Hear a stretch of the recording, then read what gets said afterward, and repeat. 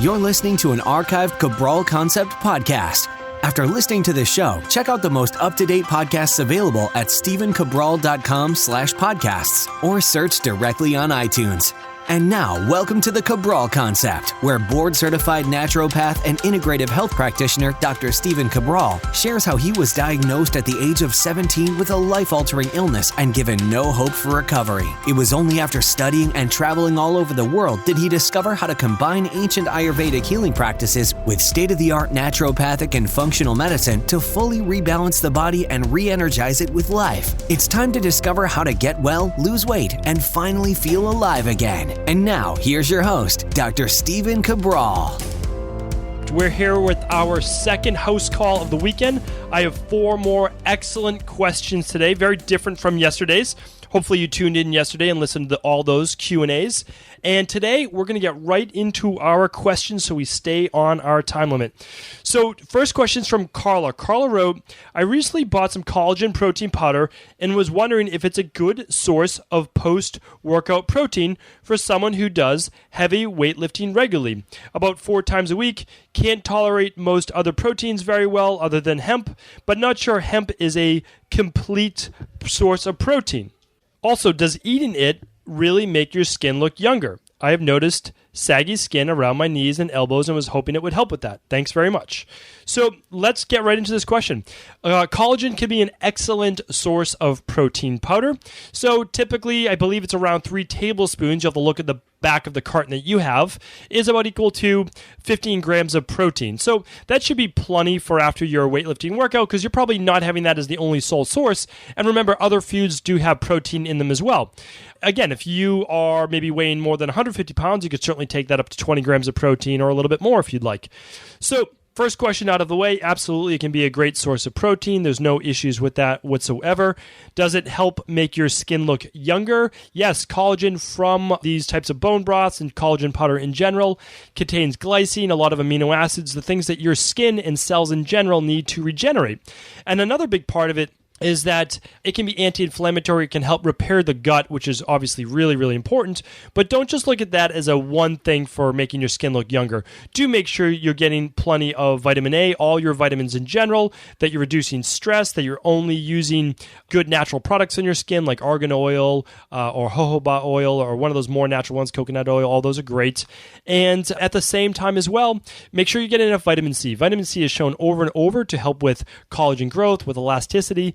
So vitamin C is a big one, and even if you're just getting 1 gram a day, that's certainly going to help. In most multivitamins, you'll see, like the ones that we carry as well, it's typically around 500 micrograms per day or up to 1 gram per day just in those. So you can get it just in an overall really great multi. So hopefully that helps answer that question. And again, feel free to email back with any other questions.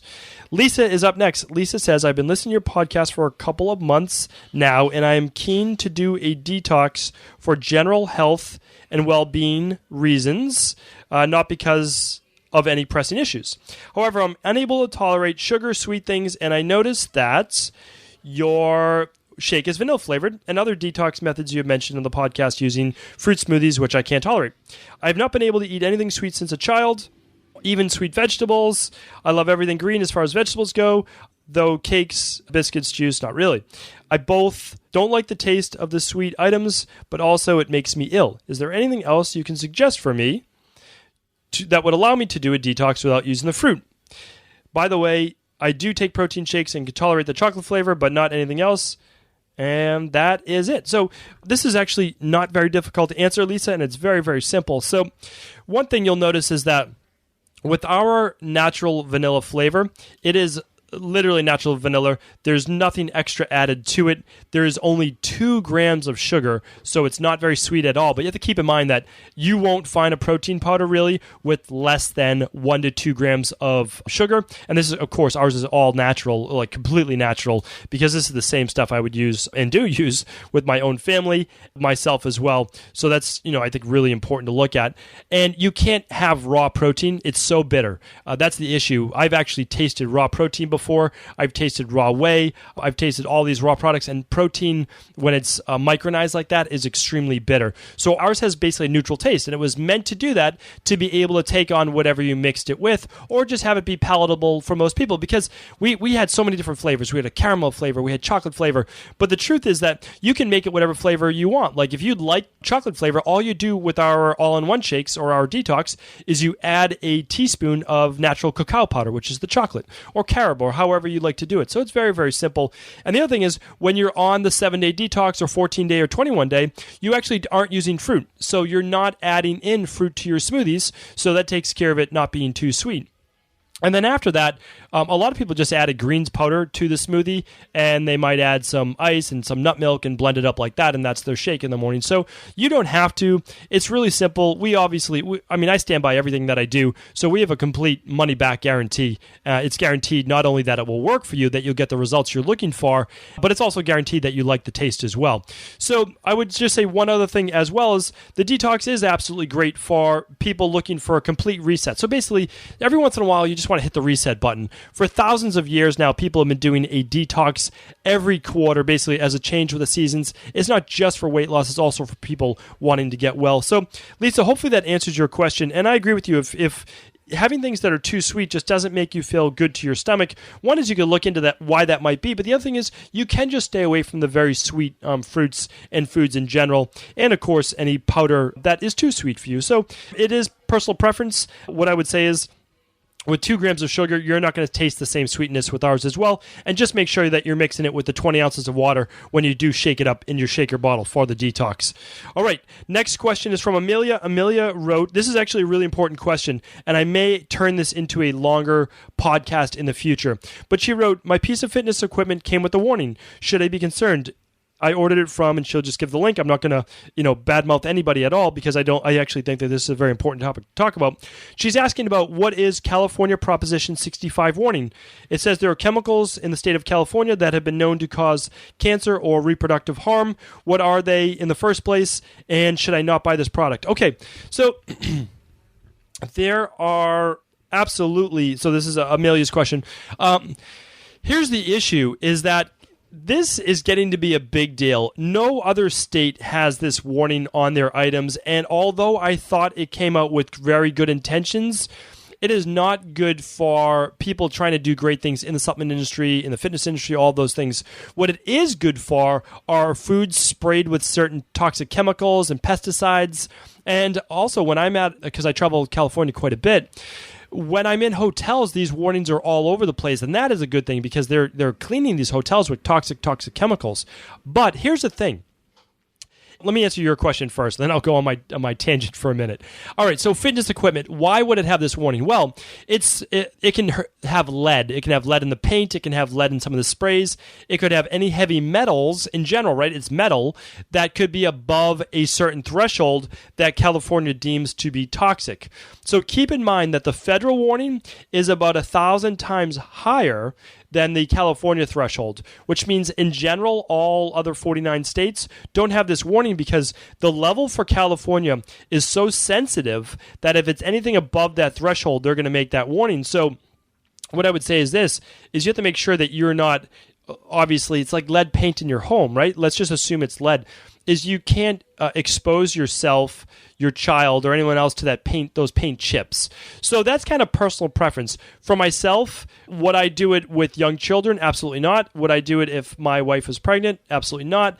But in general, that's our environment. That's why I talk so much about detoxification. This isn't a game. It's not made up. There's not a myth. We are exposed to a massive amount of chemicals in our environment. Many of them are man-made. Some of them are not. And that's what I want to talk about now. It is really challenging to get a supplement to be passed in California without having this Prop 65 label. And here's why. In the ground, so in our soil, in the air, and in the water, there are trace amounts of lead and other heavy metals. Now, if those trace amounts are found in your supplement, well, you have to put this giant warning on your label in all caps. That scares a lot of people, but here's the thing. If you're taking herbs right now, or if you're taking anything natural, like these naturally occurring vitamins, right? So everybody talks about like how they want their stuff to be from natural soil-based things. And I can't always agree with that. And that's because our soil can be contaminated. And it's also because people can't absorb these things. And a lot of times it's from yeast, that's where it's coming from. It's not actually coming from food. So here's where it gets tricky. Is the example is lead. Now, most of these greens powders and a lot of those things will have the warning because they come from the ground, right? They're natural, they're greens. So, or the water, like algae and Craxel chlorella. Well, the Proposition 65 limit for these things is 0.5 micrograms per day. Okay, so just look at it this way. The United States EPA, the Environmental Protection Agency, actually allows 15 micrograms. Look at that, 0.5 to 15. It's such a huge difference in our drinking water.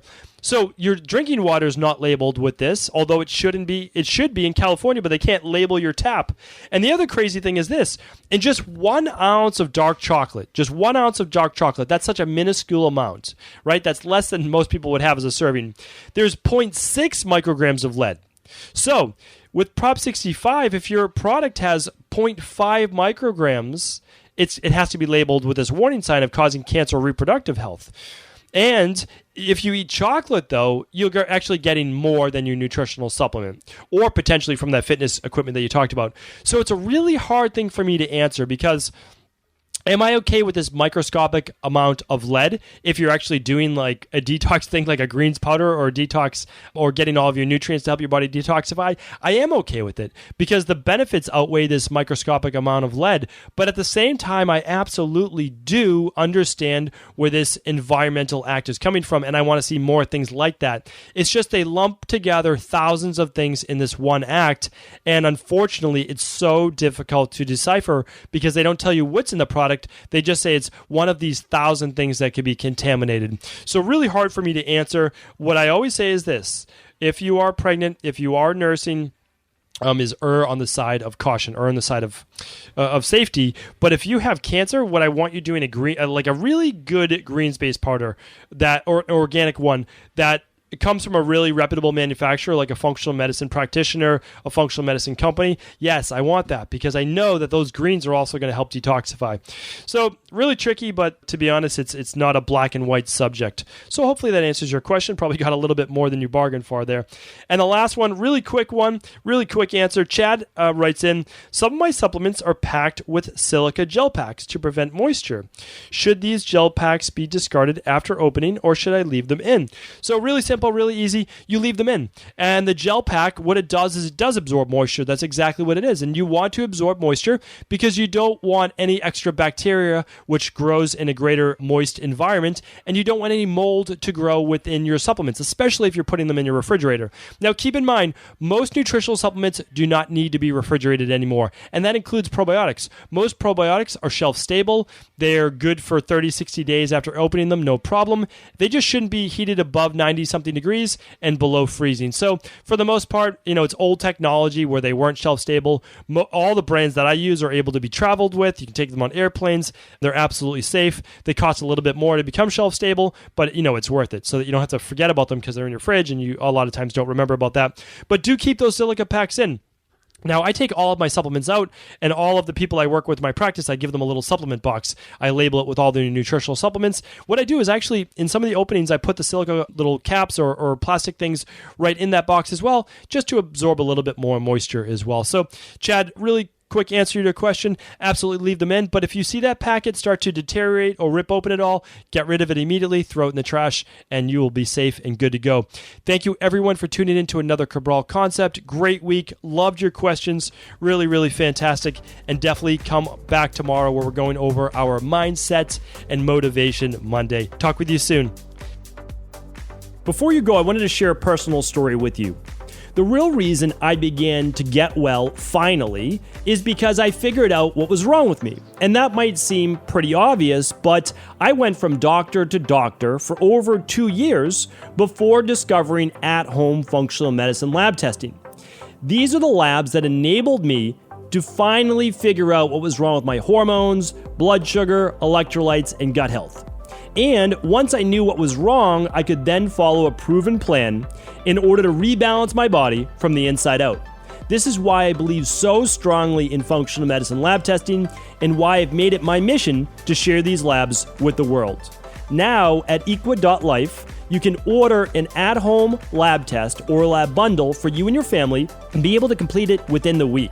Plus, the EquaLife difference is that you're not left to try to read and figure out these labs on your own. We explain what your lab numbers mean, what they mean in the much bigger picture, and then how to go about rebalancing your body in order to heal. To see our full selection of lab tests or to set up a free lab selection call to find out what labs may be best for you, simply head on over to equa.life/labs. And do remember, we ship these all over the world. To find out more and to set up your free lab selection call, simply head on over to equa.life/labs. That's EQUI.LIFE/labs.